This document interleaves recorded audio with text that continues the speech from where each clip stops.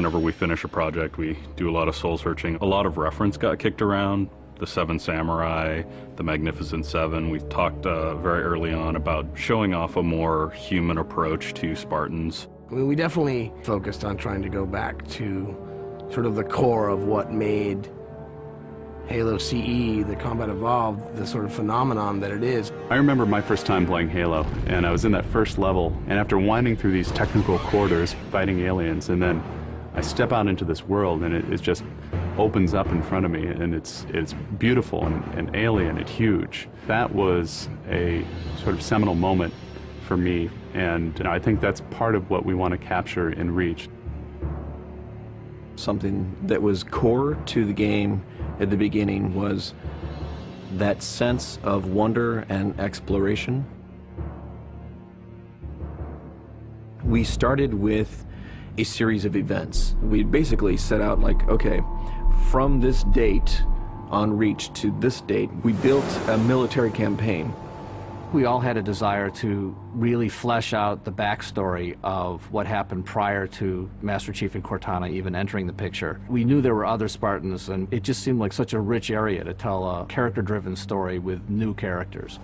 We wanted this team to feel like a Delta Force type team that are usually a smaller number. Why are we not seeing explosives residue? This particular team, Noble Team, they've survived by staying together. You're Noble Six, you're a replacement for a Spartan that's died. You're experiencing this story, boots in the mud. We looked at the story of Reach, and it was obviously a more intimate, character-driven story.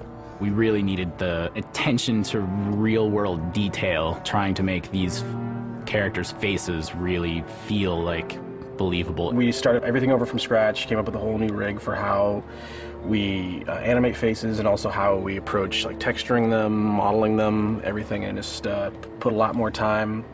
Difference about a couple million polygons. We absolutely want Reach to tell a human story, and that's going to require us to invest significantly into higher fidelity models, much more open environments, larger numbers of AI than ever before in a Halo game. To pull off the vision for what we had for this game, we ended up gutting almost every part of the engine, retooling things to make it run faster, to make it run better, it looked better. We had to throw out all of our technical systems. We had to then throw out the content that went with it because that content didn't represent the new bar we were going for. Copy that, on our way. Don't need command to tell me. Been on hers half my life. Let's shoot it.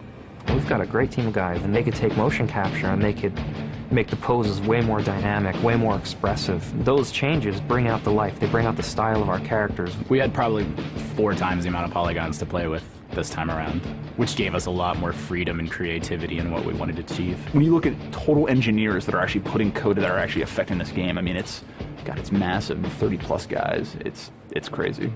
When you shoot a rock face, you'll see sparks, rock chips, dust. In Halo 3, we had a maximum of 100 colliding particles. In Halo Reach, we have thousands. We've got much more customizable Spartans than we've ever had in the past. The number of polygons we can draw at one time has skyrocketed. It's changed the way we build things up close as well as out far. This is where Noble Team arrives, and then you're going to work your way down, all the way down these terraces. Big open environments, epic skyboxes. These are things that are quintessential to Halo.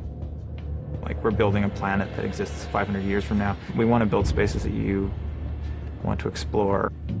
We want to put twice as many characters, vehicles, and weapons into that environment.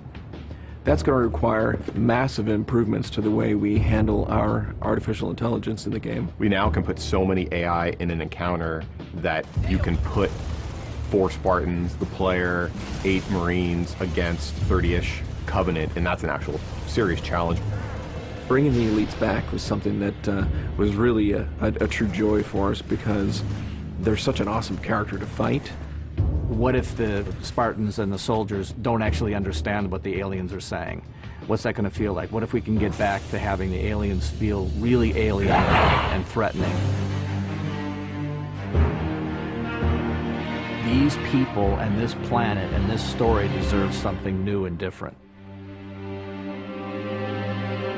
Just a different underlying sense of tragedy, heroism.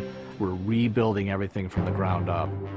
You have to walk this very fine balance. We want to add new things, but we don't want to rough up anybody's baby. I mean, that's the whole thing about the crazy sausage that is Bungie's Halo Reach ODST universe, is that we've sort of developed this gameplay that every person sort of has the different things about it that they like, and I still think that we still struggle to figure out exactly what, you know, like what can we add or remove without pissing off certain people of the population. We looked at the Halo 3 assault rifle, and it really does feel kind of dated. It fit the tech then, but now we have all of these new polygons to play with. We went to a lot of trouble to sort of ground the weapons and the vehicles more in this sort of more real, more gritty world. We refined a lot of the weapons to push them into their particular role, and that role is defined a lot by range and the range of combat that you're going to play. For instance, the DMR, which is a sort of medium to long range suppression marksman rifle. It's going to be a sandbox game. It's not going to be a carefully scripted game where every movement of the AI is controlled by a mission designer. It's much broader than that. It allows the player to deal with encounters in their own specific way. There's definitely going to be offhand grenade throwing. There's definitely going to be vehicles. There's definitely going to be a large number of weapons that are incredibly powerful, incredibly accurate, that allow the player to feel like a badass. Now, if you melee him in the back of the head like you really mean it, you're holding down on the button, and you will launch into this more elaborate animation sequence. It's going to be a very different campaign experience for people overall. We're doing stuff in the campaign that people absolutely won't expect from a Halo game. Bigger battles. Brand new cast of characters. An incredibly ambitious game. Every neuron in my head is firing with just reach, reach, reach. We knew from the beginning what the end was going to be. This is the definitive Halo made by the people who created Halo.